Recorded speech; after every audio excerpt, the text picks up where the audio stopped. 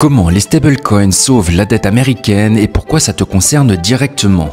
Tu veux comprendre comment les cryptos financent la dette américaine sans que personne n'en parle? Ce que tu vas découvrir aujourd'hui dans cette vidéo, c'est comment les stablecoins sont devenus la bouée de sauvetage du gouvernement américain.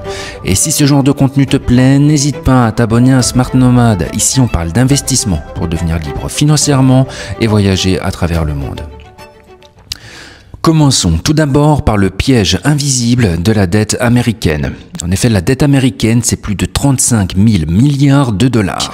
Avant, c'était les Chinois, les Japonais ou encore les fonds de pension. Et aujourd'hui, ça devient de plus en plus les stablecoins.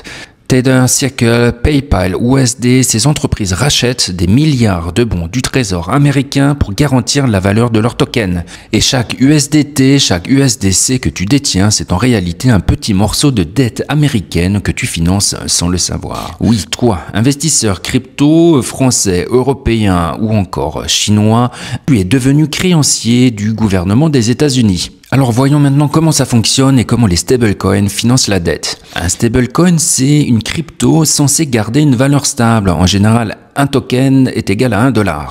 Mais pour que cette promesse tienne, il faut que chaque dollar virtuel soit couvert par un dollar réel. Donc, quand quelqu'un achète 1 milliard d'USDC, Circle doit placer 1 milliard de dollars dans des bons du trésor américain. Résultat, les émetteurs de stablecoins deviennent de vrais investisseurs institutionnels. En 2025, Tether détient plus de 90 milliards de dollars d'actifs principalement en bons du trésor américain. Si tu regroupes tous les stablecoins, ils détiennent plus de dettes américaines que la plupart des pays étrangers. En clair, les cryptos financent le gouvernement américain et le plus fou, c'est que plus la crypto se développe, plus le dollar devient fort. Voyons maintenant l'arme géopolitique du dollar numérique.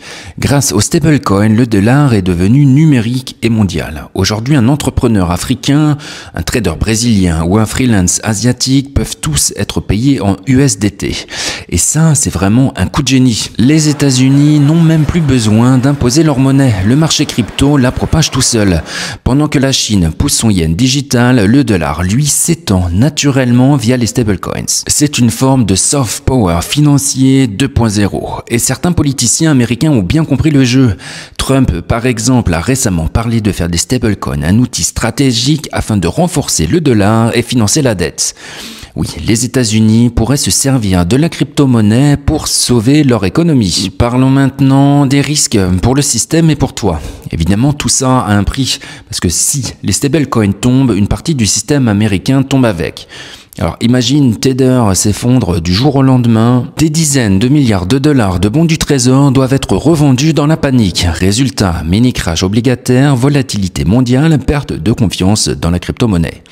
Donc non, les stablecoins ne sont pas juste une crypto stable, c'est le nouveau pilier caché de la finance mondiale. Alors voyons maintenant ce que tu peux faire dès maintenant. Si tu es investisseur, voici 3 conseils simples pour ne pas subir ce système mais en profiter. Premier conseil, on ne le rappellera jamais assez, diversifie. Ne garde pas tout en USDT ou en USDC. Utilise plusieurs stablecoins, voire un peu de fiat. Si l'un d'eux a un problème, tu dors tranquille. Deuxième conseil, comprends ce que tu finances. Ton stablecoin est peut-être investi dans des bons du trésor à 5% pendant que toi tu gagnes 0. Alors pose-toi la question, qui profite de ton argent ? Troisième conseil, profite du contexte. Tant que les stablecoins soutiennent la dette américaine, le système crypto reste sous perfusion du dollar.